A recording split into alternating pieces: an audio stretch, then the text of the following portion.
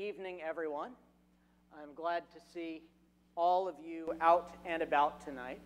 A couple of minutes ago, I was not actually bowing in prayer to begin the class. I was reading the announcements since I have to present them in a few minutes here.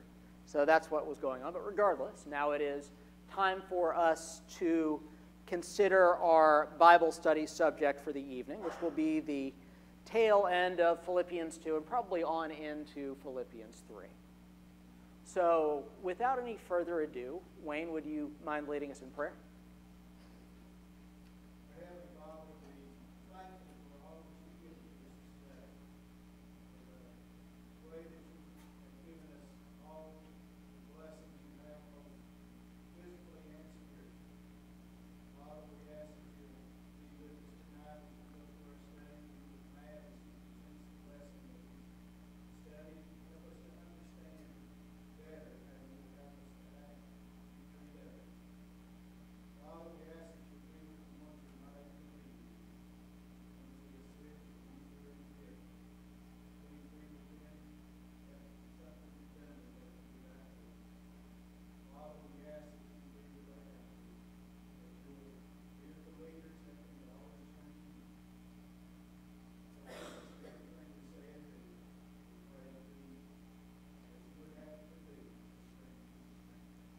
Amen. Thank you, brother.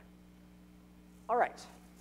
Philippians chapter 2, and in our lesson books, beginning part of lesson 3 on page 11, I think we got to question 3. At least that's what I remember. If somebody remembers different, then you might be right. Anyway, let's start off this evening by reading the rest of Philippians 2 that we need to read. Is there anyone who, A, knows how to pronounce Epaphroditus, and B, would like to read verses 17 through 30 of Philippians 2? Anybody? Andy.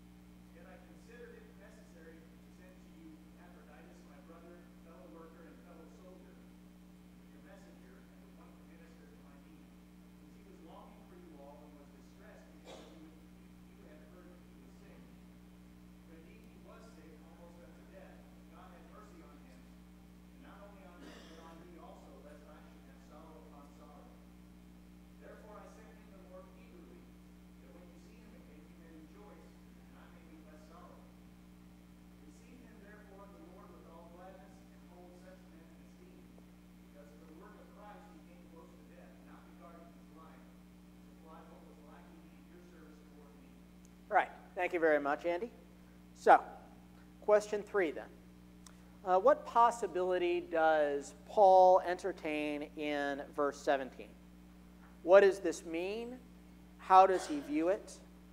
In verse 18, what does he instruct the Philippians to do likewise? And how should this inform our attitudes about death and service? So, what is he considering there in verse 17? What does the text say?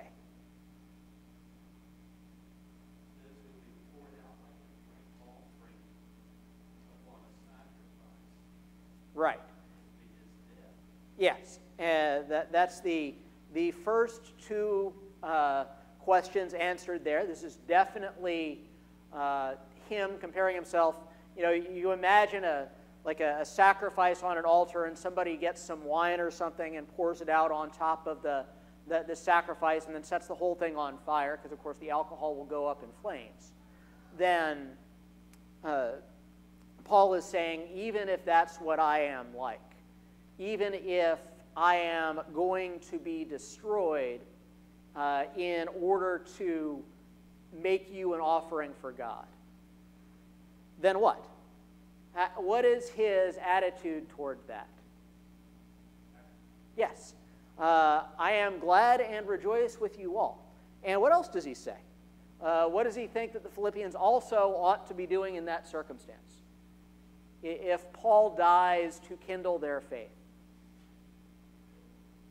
They should rejoice. Yes, that they should rejoice alongside Paul.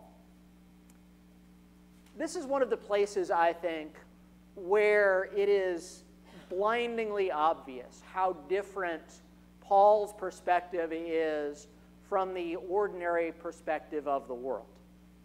And how should this inform our attitudes about death and service? How important is it to Paul to serve others here? Absolutely. Yes. That there are a lot of moving parts here that lead him to this bizarre in worldly terms conclusion that if he dies for them, that's cause for everybody to rejoice.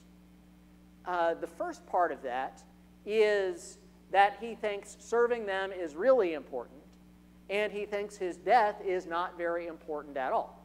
As he says earlier in the text, to live is Christ, to die is gain. So what can we learn from that? What does it teach us about the value that we should place on selflessly serving others?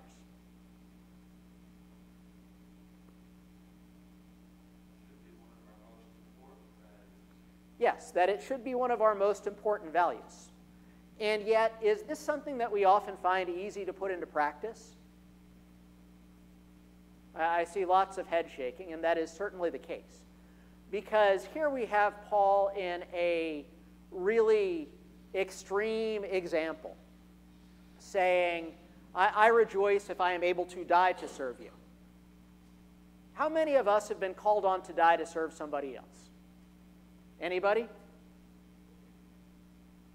Yeah, obviously we're all still here. That hasn't happened for us yet. So that would be a pretty extreme form of service, right? But how many of us have been called upon to do something when we're tired for somebody else, and to do so cheerfully?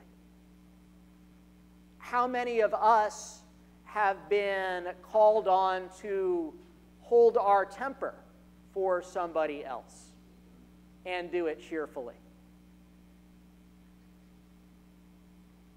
When we're in those moments, which are admittedly much less extreme than where Paul is, I mean, we're just contemplating having to chew on our tongues for a few minutes, not contemplating dying.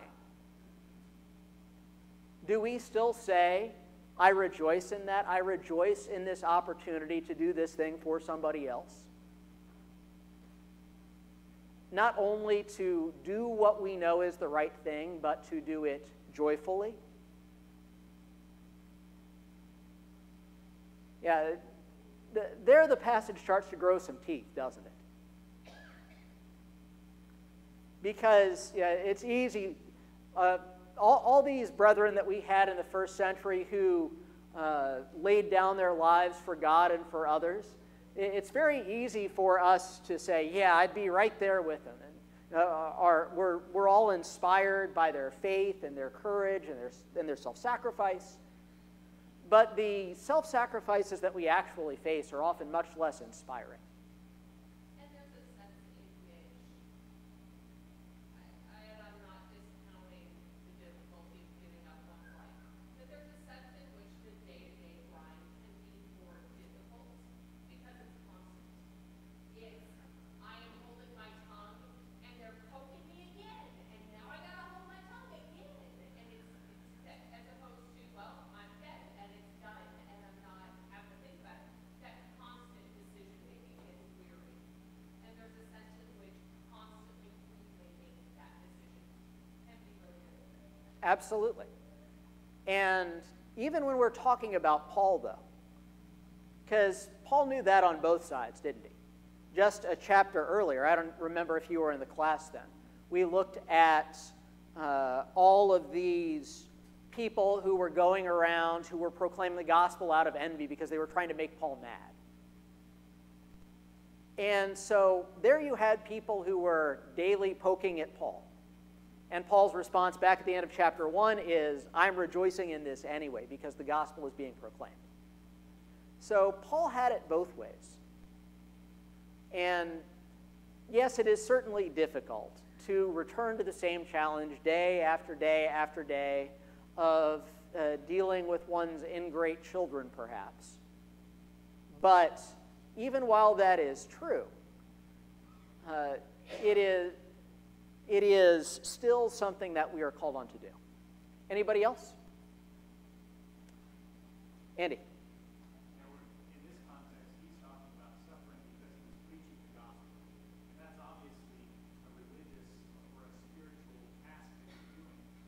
First Peter talks about suffering when you have an evil master, and how that you should rejoice in that suffering when you do it because of righteousness' sake.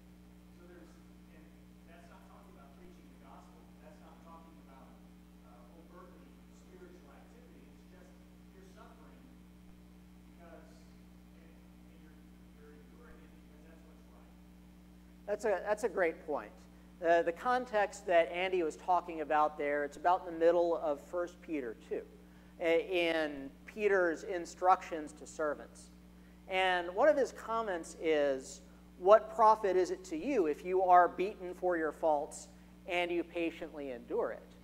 That, if you're just being punished and you're beaten, there's no spiritual merit in that. But if you have done nothing wrong and you get beaten anyway, and this is literal beating because masters could do that to slaves, that if master just knocks you around because he's been having a bad day and he can take it out on you and no one will stop him, and you endure that with patience, then that finds favor with God.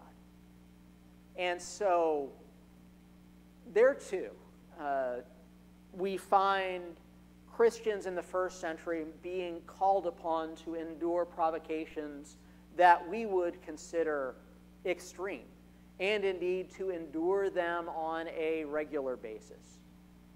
Because it's hard enough to bite your tongue when somebody is rude to you, but to bite your tongue when master just knocks you sprawling because he can, and you just have to take it, then that too was part of how our brethren 2,000 years ago viewed their faith.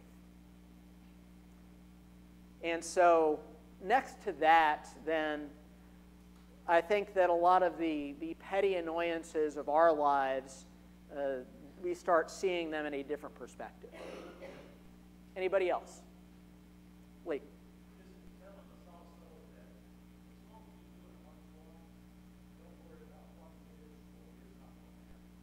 Absolutely. Absolutely. That is a great point. That is one of the characteristics of biblical morality, is that consequences just do not matter. That the right thing is the right thing, and you find joy in doing the right thing. And it's independent of what happens.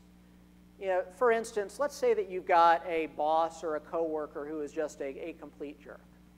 And the guy is continually poking at you, is continually making your life miserable. And so you treat him kindly anyway, A, because you know that you're supposed to, but B, because you hope that in time he will reciprocate. But let's say that this is one of those dedicated jerks, and he never does.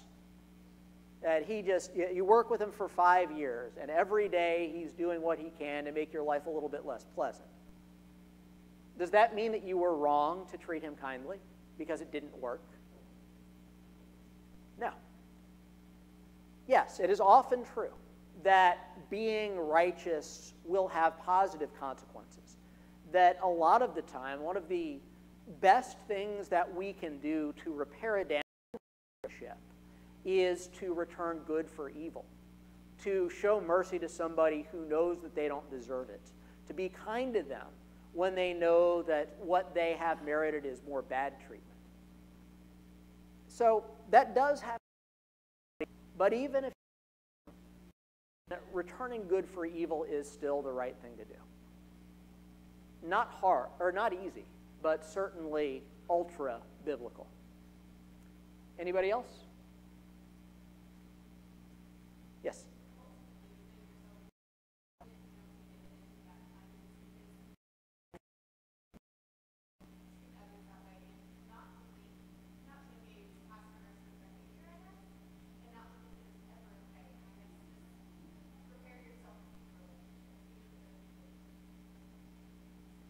There is much to that. And I like the way that you're thinking there, because we're talking about all this with respect to others. But when we choose to be kind, when we find joy in being gracious to others, even in unpleasant circumstances, it may well be that the biggest beneficiary of that decision is us. Because I saw this a few years ago, that a lot of the time you hear people talk about, I just needed to vent. I needed to get all of this anger out of my system as a form of stress relief. But what actually happens after you vent, after you express your anger? Does that actually help you to calm down over time? Instead, what does it do? Yeah, it makes you angrier. Even though it feels like a release in the moment, all it is doing is amping you up even more. And likewise, if we are chewing on our tongues but we're not finding joy in it, then what is that bitterness going to do to us inside? Absolutely, it will eat us up. And that is something, frankly, that I struggle with sometimes, that I can carry a grudge. But when we do that, it damages us a whole lot more than it damages the object of the grudge. So, good comment. Anybody else? Marcia.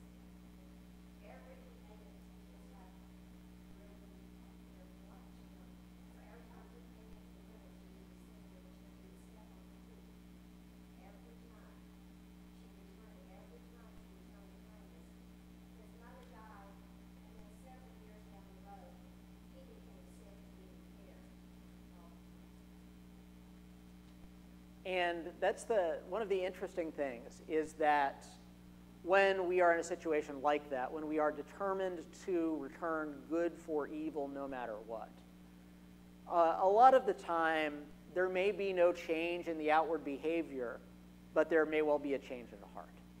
So point well taken, Marcia. Anybody else? Gail.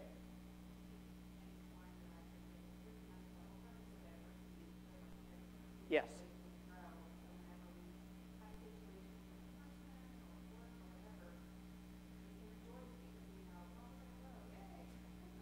Yes. Indeed, yay. James says, count it all joy when you encounter various trials, because of the good things that will come from that. And it is, once again, one of the places where we need to train our minds away from that worldly mindset. Anybody else? Okay. On to question 4. According to verse 19, what does Paul hope to do and why? What is his desire there in verse 19? Yep, he's going to send Timothy, and what does he want Timothy to do? Yes, he's going to bring a report on the church in Philippi back to Paul. And why Timothy, according to verse 20? What makes Timothy a good choice?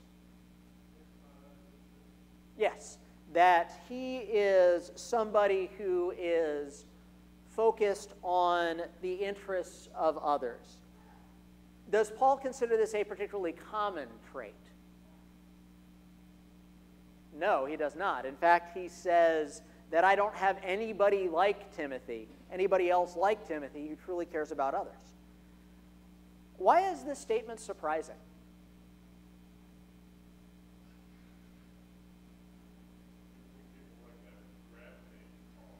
Yes. Yes.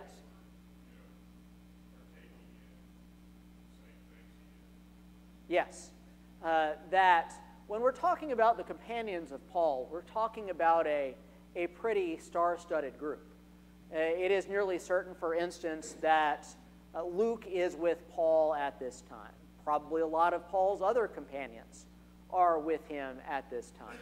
He has the whole church in Rome with him at this time.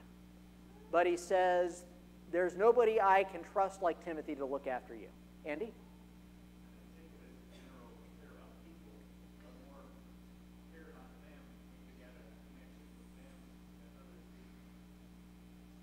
And that may be, that you could have just somebody else who has never been there and is indifferent to the Philippians. But again, let's return to Luke. Because if you look at the book of Acts, Luke is somebody, I'm pretty sure, who spent about 5 or 6 years in Philippi. If you look at the way that the narrative switches between first person and third person. It's first person while he's in Philippi, then it drops back to third person for a long time after that until Troas on the tail end of the third missionary journey. So Luke is probably a long-term resident of Philippi, or at least for a while he is there. He stays there when Paul goes on. And yet, Paul doesn't seem to have this same high opinion of Luke. Or Epaphroditus, for instance, who is a member of the church in Philippi. And Paul still says, I don't have anybody like Timothy. I think the other thing there could be more praiseworthy towards Timothy in that, Timothy is unique in his ability to care for, he has that gift in Timothy, that gift of being able to really grasp what a congregation needs and deliver, news. And, there's something about Timothy that's special. I think that is so, that this is definitely praiseworthy of Timothy. And yet, if we spoiler a little bit the next question, if you look at verse 21, Paul's comment on everybody else is they're all seeking their own interests and not the interest of Christ. So I think that is a knife that cuts both ways. But you do make an interesting point about the character of Timothy. Because if you look at the epistles to Timothy, Paul is pretty hard on the man a lot of the time, isn't he? Timothy, stop being such a wimp, time to stand up, time to be a man. And yet there is a reason why Paul relied so heavily on Timothy, and that is because of Timothy's concern for others. So the moral of the story there is that in the body of Christ, the members are all going to be good at different things. And caring for others was one of Timothy's gifts. But how can we make sure that the same isn't true of our group? How would you like the Apostle Paul saying about our church, that there's this one guy there who cares about other people, but all the rest of them, they're self-interested? How do we work on that, even if, unlike Timothy, caring about others is not our gift? And here, too, is one of the places where I have to confront one of my own failings. That's something that I have to work at. I'm not naturally empathetic. How do we make sure that we wouldn't get slapped with this condemnation?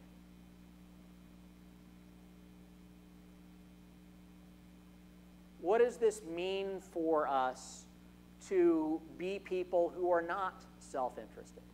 How do we get from being self-interested to being like Timothy?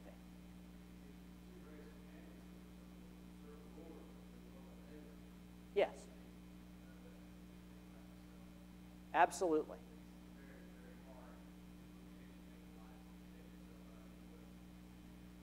Yes.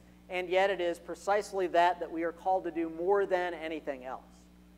And if we are constantly viewing our lives through the lens of love God, love your neighbor, then that will sort out a lot of the smaller stuff. Then we have to ask ourselves why we're doing what we're doing and be analyzing all of our actions according to that central goal. Andy?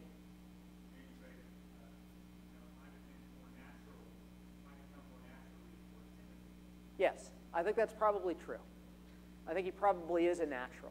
There are a lot of spiritual or attitudes that we have to have, we're supposed to have, that may not come naturally. And so one person may not have any trouble acquiring that fruit of the Spirit, but for someone else it may take a little bit of effort. And I think that's what you're getting at, maybe, is we have to put a little effort in. Yes. That this is something that we have to work on developing, to recognize the extent to which we are still self-interested, and work on eliminating that from our lives. And I think there's a sense in which even for those of us who are people, for those of us who do have that empathy first, it's easy to let that sink into, well, I have my group of friends. And that's who I most naturally gravitate to, and use that people skill and have that empathy for, I need to break out of that. I need to work hard, even if it does come naturally for me, I need to work hard to make sure that I'm extending that to other people as well, and people that I would not as easily, as naturally fall into that relationship, that empathetic situation with. And extend that group of people. That is a great point. That just as those of us who don't have that gift have to work on it, so too those of us who do have that gift have to work on it. And when we consider the ministry of Jesus, it is true that Jesus had his group of friends, his apostles, his disciples who were closest to him. But when we see Jesus talking to people in the world, especially those whom he is most kind toward, what are those people usually like? Is he hanging out with the religious elite generally, and those are the people whom he really makes an effort to reach out to? Yes. He is interested in the humble in spirit. He is at the well talking to the Samaritan woman who has had multiple husbands.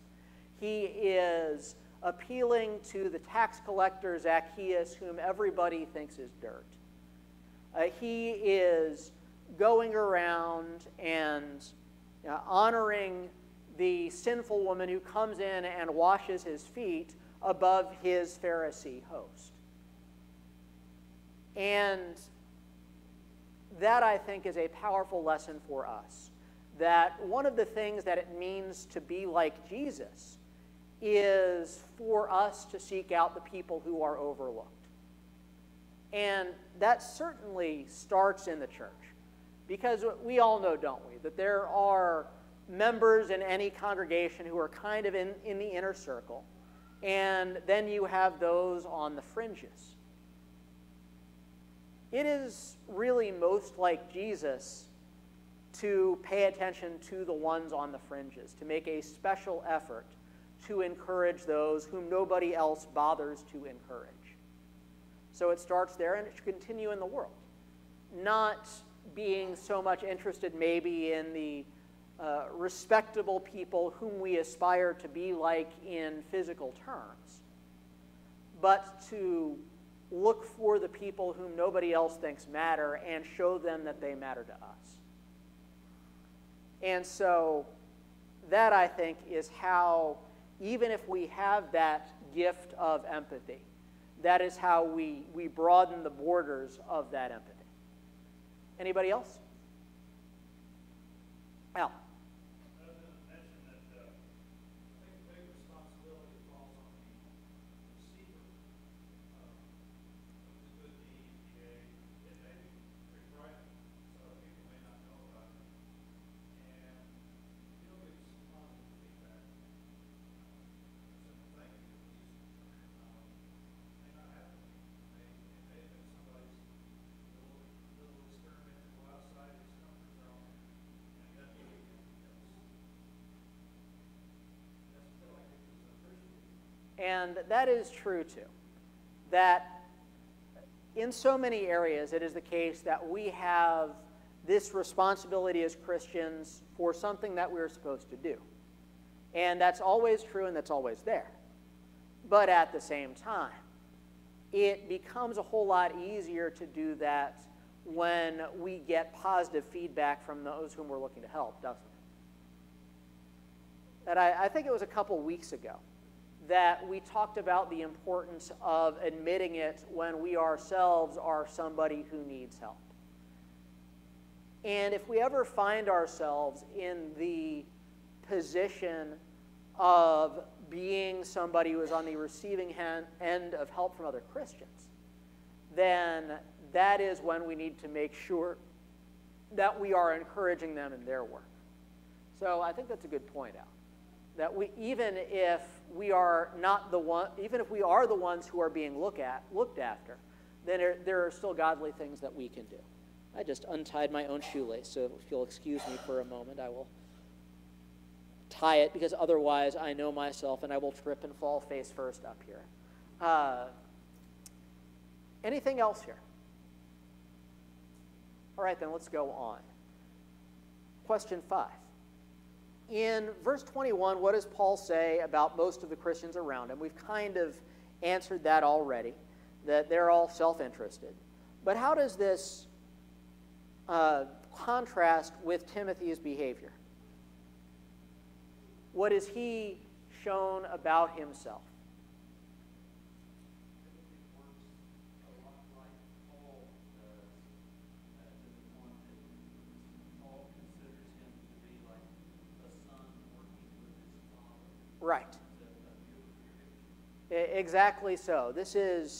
It's interesting that just a few minutes ago, Marcia referred to a sister as her mother in the faith. And here we see Paul using the same imagery, that he says that Timothy has worked with me, he's proven his worth by working with me as a son would work with his father. So what can we learn from Timothy's behavior here? What's the lesson for us? What is a wonderful way to grow in our capacity for service? It definitely practice. That this has to be something that we show in our behavior. Doug?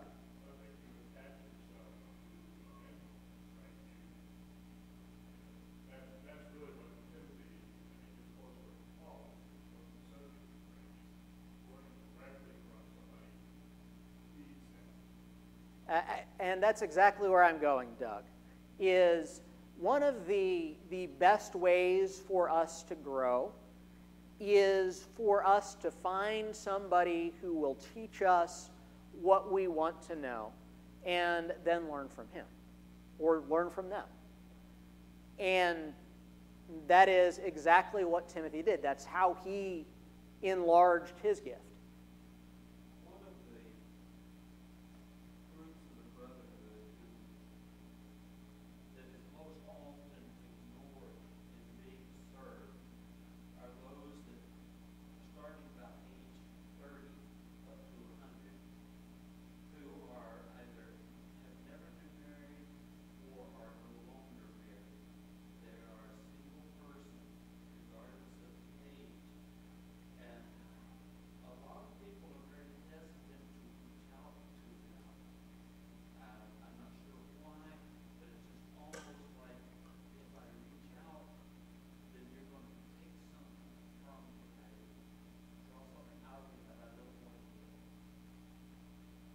That's an interesting thought, too. It gets back to the idea of broadening that circle of care.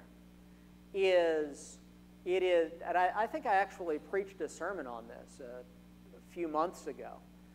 The idea that it is easy for Christians to overlook other Christians who are single, because in many ways our paradigm for being a Christian means that you are married and you have 2.2 children. And if you have not attained to that ideal that is not found in the Bible, then somehow that makes you a lesser citizen of the kingdom. And that is not true at all. Dr. Clifford.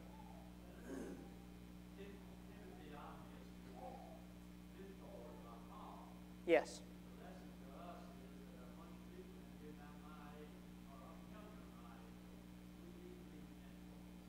Absolutely.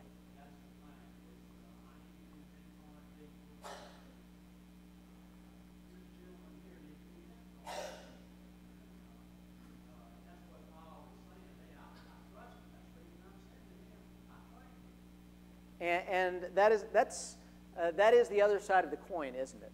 Not only that if we want to grow, we should find somebody to teach us, but if this is a gift that we have developed, then we should look for somebody to teach.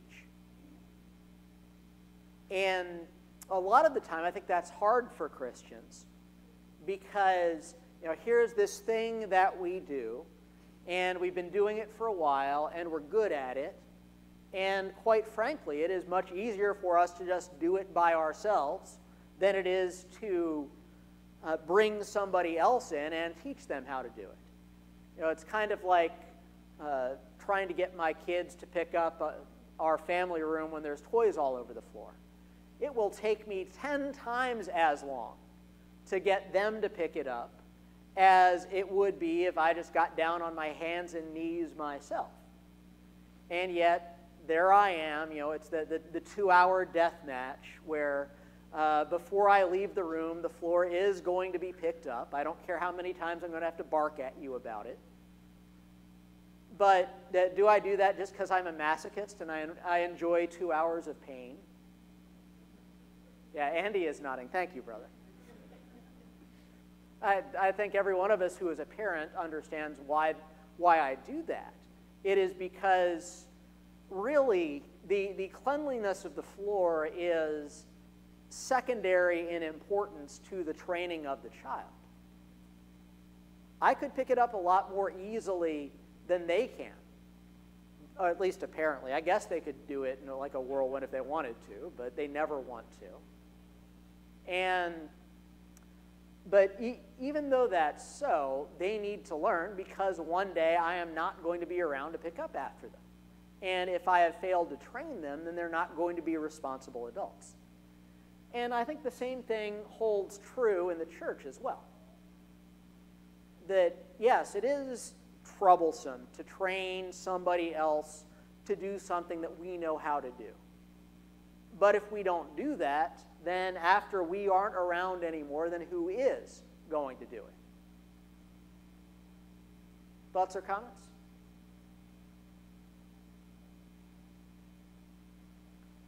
All right, let's move on then to question 6. What plan does Paul describe in verse 23? What other reinforcements does he anticipate in verse 24? What's going on in verse 23 there? What does he want to do? Yeah, just as soon as what?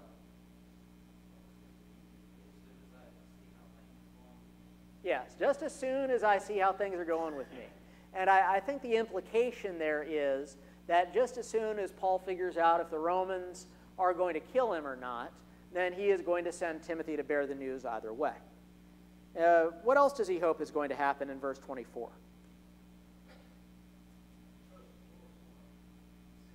Yes, that he hopes that God will send him along as well. And in fact, that appears to happen.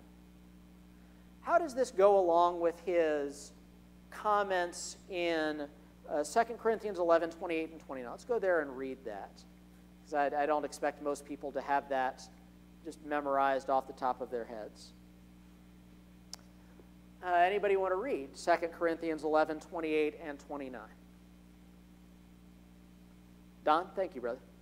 Apart from such external things, there is a daily pressure on me of concern for all the churches. Who is weak without my being weak? Who is led into sin without my intense concern? Right. So who does this show that Paul is worrying about? Yes, he is worrying about the church. Is he worrying about the church as some sort of organizational abstraction? What is he worrying about with respect to the church? Yes, he is worried about the individual members, not just in the church where he is, but in all sorts of churches everywhere. And so, this being the case, what does that show us about the burdens of high-level discipleship? What happens once you do what we've been talking about? What happens once you learn to care more about other people? Yes, the problem is that you learn to care more about other people. And as our elders here will tell you, that is not necessarily a fun thing to be in the position of doing. To feel the burden especially of those people whom Paul mentioned in 2 Corinthians 11. Those who are weak, those who are being led astray. I suspect, I've never done it myself, but I suspect that being an elder means that you will spend more than a few sleepless nights. And the same is true for any of the rest of us, even if we aren't elders. The more we are involved in the lives of others, the more the bad decisions that they make will bother us. And the only way to avoid that is to emotionally insulate ourselves from others and not care about them at all. So, what's the lesson there for us?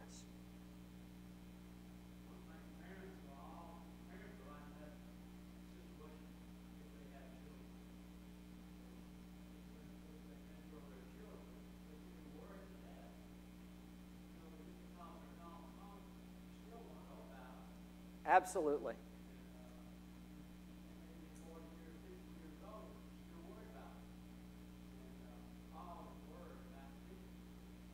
Absolutely. The only thing that my mother ever asked me to do after I left home was call her more. And that is because no matter how grown up I thought I was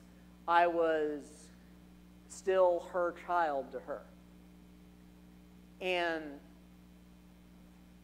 if we are in this business of accumulating children in the faith, then it will be the same for us, that we will have those same kinds of attachments. But what do we get in exchange for that? What do we get in exchange for taking this burden of concern on ourselves? What do we get in exchange for being concerned about others?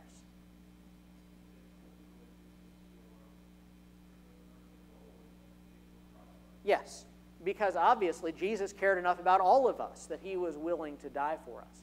So we are becoming more like Christ.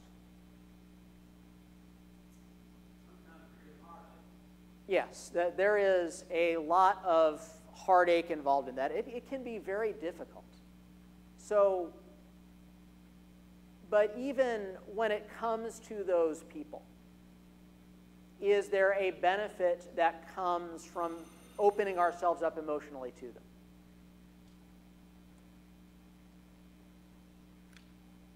I think I don't have time to wait for an answer, so I will say that I think that influence goes both ways.